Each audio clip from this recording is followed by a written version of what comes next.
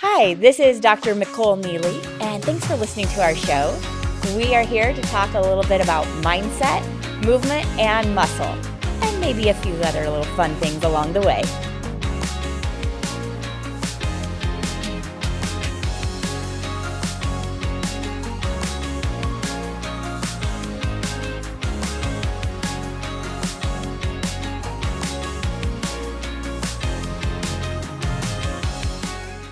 All right, Christy. So I am 2 days away from Antelope Canyon. Ooh. This one's a 50-mile race, and I'm really excited. As my coach, what's your best advice 2 days out?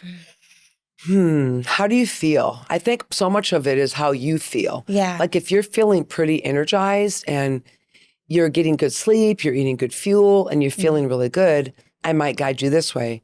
But if you're like, I'm feeling tired and I feel like I'm just a little fogged in my brain, I may guide you a little differently. So how are you feeling? I'm going to get real with you. I feel really unprepared.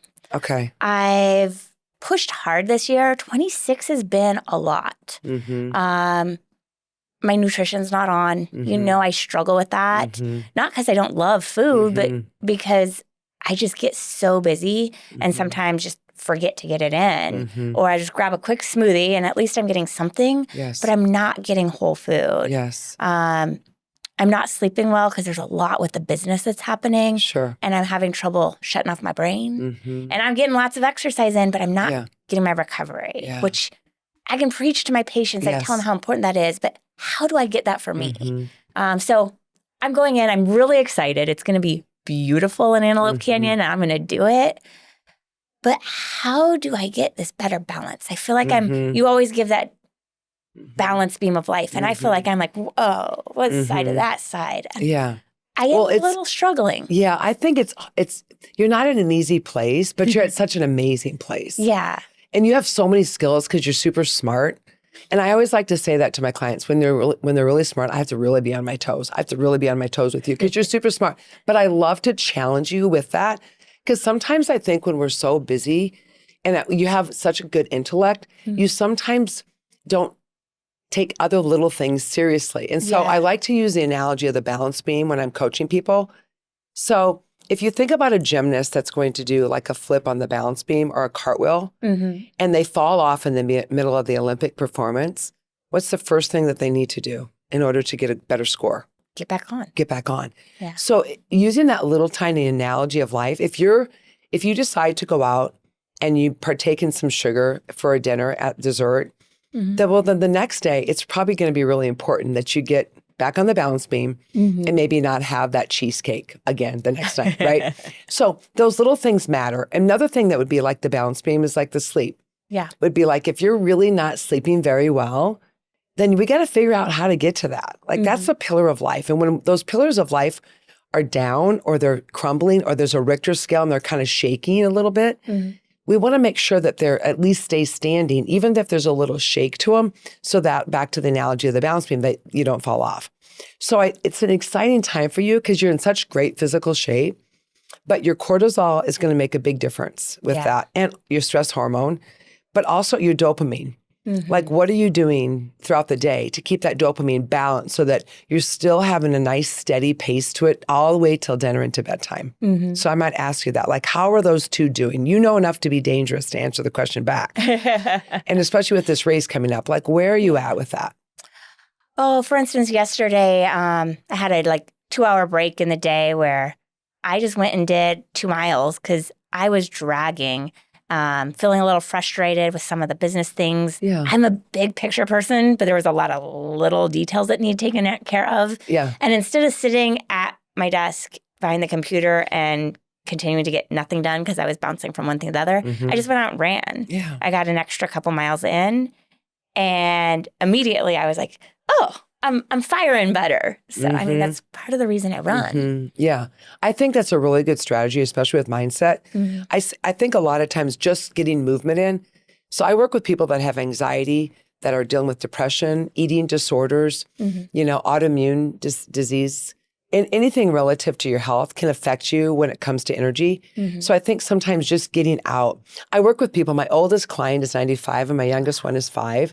that's actually not one of my family members, right? and I say that to them a lot because like a lot of times, like my mom turns 83 this weekend, and so I'm so proud of her. She takes a lot of my fitness training sessions, and my dad's 85. He's still pumping weights and doing stuff, and gets active. And I think, especially as you get older, like in the long game, it matters when you're 5. But it also matters when you're 95. So a lot of times I call them my mature crowd. If they're sitting behind the TV all day long and not getting movement in, life is kind of falling in on them. The 4 walls are falling in. But the more that we can get some movement in, just like what you stated, you went out for a little run and things kind of freshened up, and you kind of felt that balance again. That's such a big deal. But by the same token, a lot of times people will extend themselves so far and get so many workouts in that there's nothing left to give. Yeah. And so there is that balance. And it's so different. That's why I started with asking you, like, how are you doing? How are you eating? How are you sleeping? Because I think everybody's so different. The stress of different people and how they carry that can play such a role in their energy level. Like, do you feel like you have good energy right now? Or do you feel like it's a little depleted today? A little depleted today. But your mindset has taught me a few things. Okay, tell me what you're thinking. I reached out, like, I used to think, I can't let anybody know that. Like, I need to, fake it till you make it, which, okay, there's maybe sometimes you do that, but not all the time, and it's okay to ask for help. So reached out and just talked to a friend real quick and just said, you know what? I want to sit down and cry for a minute. And it's okay to do that here or there, or I feel overwhelmed. I talked to my accountant, and I literally said, like, you sent me this email of something to do, and it should be simple. I can't. I'm overwhelmed right now. Yeah. And it was really cool. Like, once I asked for help, they're like, oh, don't worry. Like, here's what you do. And it was so simple after that. And I'm like, why did I sit there for a couple hours afraid to ask for help or just to express my feelings? Yeah. And that helped. I think that's a really good point, because I think so much is when we can shine the flashlight on ourselves and be a little vulnerable, not to the point where you're like, like every day weeping and crying, unless there's something really serious going on with that. But like just that little bit of vulnerability gives you that authenticity that helps you then figure out what you need to get through it. I'm going to ask for help. Yeah. I got to go to bed. I haven't had anything to eat. I need to get these taxes done for the tax season, or whatever the case might be. It gives you this opportunity to then get to what it is that you want to get to. When I wake up in the morning, when I teach my clients, is one personal goal and one professional goal. Because I have clients that literally will show me their goal sheet, and there's like literally 50 goals on their sheet. And I'm like, okay, let's start with what's the most important, what's the middle most important, and what's the least important. And at least it gives them a map to where they're going with it. But I would say for you, like coming up with this race, and you're kind of being honest with me that your just energy is not quite right, I would really pay attention to what you're eating today, because you're 2 days away from race day. Yeah. So your meals are really going to be important because, and along with your digestive system, 80% of your immune system is in your gut, as you know. Yeah. So if we're moving the digestive system, it's giving the nutrients that we need and the minerals into the gut, which is then going to permeate out to the mitochondria, out to the cells, out to the energy level. It's going to help us be better performers. So that food and what you're eating is really, really going to be important. I would also say that you really need to make sure that you're drinking enough water. Okay, she gives me that look. Oh my goodness, she gives me the look. But I think it's really important that you hydrate well. Yeah. And I do like electrolytes. I'm one of those people, coaches, instructors that likes to have electrolytes. You'll find me with my water with electrolytes in it. Yeah. Because it's going to make me drink water. Yeah. Because I mean, we all need to drink more water than we probably are. But a lot of times we can just flush it out very quickly by peeing it out. So especially if you're exercising. Especially if you're exercising. I just tell people avoid the really sugary. Yeah, I'm the same way. And there's so many good ones out there. Yeah. That people can explore and research or ask us, right? Yeah. But I think it's really important to make sure that you're staying hydrated. And then I'm going to go to your sleep. Like, how is your sleep? I mean, are you getting good, adequate sleep? What's your oxygen level? What's your latency? Is it taking you an hour to get to sleep? Or is it taking you a good 7 to 15 minutes and you're getting a really good night's rest? Are you getting good REM? Are you having good deep sleep? Like, what's your HRV? So all those factors play a role because they're going to set you up for success of your readiness and what you're ready to do. Yeah. Right? I woke up this morning myself and I was just a little bit tired. I taught a few classes and I've been coaching, but I decided to sleep in versus go for my normal run this morning. And I feel very refreshed now. So it's just listening to your body. So I would say these next couple of days, maybe take it a little easy, not do that 2 miles, even though you think that, even though it might help your mindset a little bit, but just maybe spend some time figuring out how you're going to see the race go. Yeah. Or preparing your meals. Yeah. Or using some time to just sit and map out the race and what you're going to, maybe the people that you're going to bring along on the race with you. I always have in my pocket, I ran a half marathon in December. And it was amazing. It was amazing. Sean, my son, came back and his girlfriend. In fact, she texted me today and she's like, when are we going to run the next race? I'm like, oh, I love when people inspire us like that. Yeah. And you're so good at that because you're always ready to do like the next thing. And I think that's something else that's really good for the mindset, by the way. But I would say mapping out or putting like a list of people that you're going to carry with you in your pocket. So when times get hard, you can carry them with you. You know, I mentioned the gal that I was coaching earlier today with breast cancer. So I would have her name in my pocket. I have a daughter and a daughter-in-law that are pregnant right now. I put their name in my pocket so I can carry them along. So it's not just always on me as I do some of these activities, but rather I'm using my mind and my thoughts to also share that with somebody else. I love that picture of bringing someone with you because I'm actually running this one for the first time completely alone. Like my mom or family, my son or friends have always been with me at my races. Yeah. This one I'm driving up completely alone to run. I'm a little nervous, but I love that picture of putting someone in my pocket. It actually helped me in Javelina when I ran the 100-miler.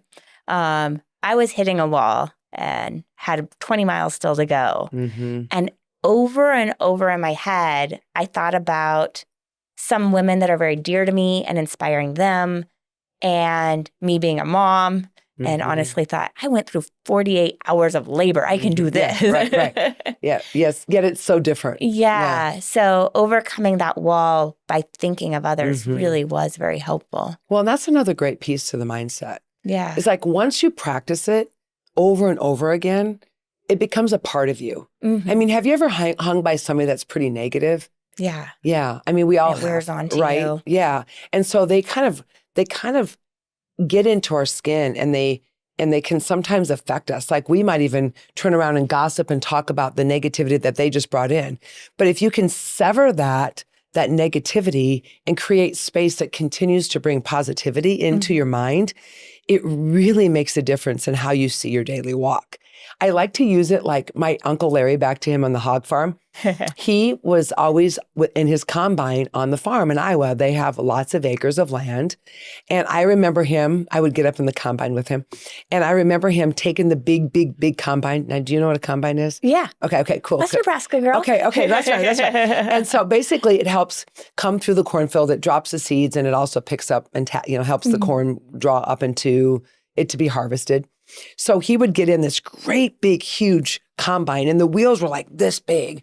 And I always like to use the analogy, like on a really, really rainy day in Iowa, that those combine wheel tracks make a big divot in the ground, right? And that dirt road, I mean, a big divot. And so then the sun comes up the next day and you and I get on that back dirt road in Iowa and we get in the car and the tire of our car then wants to do what? It wants to go into the track of the combine, right? Our thoughts are the same way. We go back to what the path of least resistance is. We go back to what we know. We go back to how we've always thought about it, right? Until we practice maybe coming out of that big rut. Yeah. So when we pull that tire up and we practice it, and then it works, and then we pull that tire up and we practice it and it works, it really helps the mindset in that space to play in. So I think you doing that run, that 100-mile run, And having all that go on in your space of your brain was creating now really good habits that you have. And so they're sticking. But you've also put a lot of work in. Yeah. You know, you're one of my favorite clients because you work so hard at that. And you take Probably it because I needed it more well. than anybody. Well, you know what? But you really have. I think you've taken it really seriously. Yeah. And because of that, you're pulling up out of that tire rut of that big combine wheel, and you're really practicing it. And so because of that, you're starting to see the reaps and the benefits. Would you say that's true? Yeah. Well, the brain is so fascinating to me and how it works. Hence why I'm bringing in some more mental health with our practice, bringing in ketamine, because it does that. It's a tool to help reset those ruts. Yes. So now we're raising BDNF, which is like fertilizer in the brain, and you can make new neural pathways. So it's a tool to help. That's what running is for me, is those long runs, they're not for everybody. But for me, it does a brain reset. And I literally like flatten out those those big combine ruts. Yeah, the combine ruts. And can get on a new track. Yeah. Just by pushing through my limits. Yeah. And I think for everybody has their own like venue or sweet success. I like to call them wins with a W, like stacking your wins. Yeah. You know, it's like taking blocks like you play with a kid and you stack the blocks and the wins. I think sometimes people need to see that there's wins going on in their life. Yeah. Like when I start coaching people, some people are, they're really struggling. Like they're seeking out my assistance because they're really, really like at a breaking point, you know? And so I think just seeing a win in their life, a sweet success in their life. Yeah. And for me to say that to them, you know, think about the times in your life when you have not been affirmed. Yeah. When people have been hard on you. You know, have you ever had those? Well, yeah. Of course. I have too, right? We all have. I mean, we're human. Sometimes the worst is me on myself. Yeah. Right. Well, exactly. I think we ourselves can be self-sabotaging because there's those 80,000 thoughts, you know? But I think if we can affirm someone and just say, you know what, you're doing the best you can and you're doing a really good job. And I think a lot of it is so many women, you know, I mean, we're women, so let's face it, we're talking about that right now. But, you know, as a mom, a daughter, a sister, a brother, an aunt, a grandma, a neighbor, you know, an employee, a boss, a entrepreneur, an owner. I mean, we have all these roles and hats that we're wearing. Yeah. We have a lot that we have to do. And so just being able to talk to somebody and share some of that vulnerably and then say to the person, you know what, you're doing a really good job. Yeah. It literally the psychology of the brain back to the neurotransmitters, if you study that, if you research that, if you watch that underneath a microscope, it lights up. Yeah. It's amazing how affirmations, when I finished my coaching session before coming in here, you know, I was like, you're just really doing a good job. Yeah. And she's like, sometimes I don't know if I am. And I said, well, I'm affirming that you are. You know, just getting up and getting your clothes on for some people is hard. Yeah. You know, sometimes we're hard, intense, driving fitness people, right? Yeah. But I think sometimes just keeping the simple things simple that you can see the win is a really good place for people to start, which is what you've done. I'm really proud of you. Thank you. I think it means so much too. And we should do that more as a society. I had actually recently, I was traveling with my son and a lady came by and she goes, "You're a really good mom." And I beamed the rest of the day because honestly, that morning I felt like I'd kind of snapped. I'd been pushy. I didn't have his lunch all put together right. And I'm like dragging him along, like, let's go. And just to hear that from a complete stranger made my week, honestly. And we should do that more for my mom taught me long ago that what you think is what you become. Yeah. And that then resonates to how you treat other people. So I think we've got some work to do in our world and society about that. Yeah. But I think if we all kind of lean into just having that growth mindset and doing the best that we can with the little wins and stacking them, we're just going to be better off in the world and each day for ourselves. Yeah. You know? Well, I'm going to take your advice. Okay. I'm going to eat. Okay. We're going to take it easy. And instead of run and push hard the next 2 days, maybe some yoga and stretching and deep breathing. Yes. I like that. We're going to sleep. And I wake up at 1 because my cortisol is spiking. I'm going to have some tea and not get on my phone. I like it. Yeah. And let the dopamine do its work and the cortisol do its job. Yeah. And I'm going to take a few people with me on my run. They'll be in my pocket. You're there with me for sure. You're going to do great. I'm really proud of you for all that you've done. And Well, it's just a privilege and pleasure to be here today with you as well. You're an inspiration. Thanks for sharing so much with us. You're welcome, my friend. I love you to pieces. Thank you. Love you.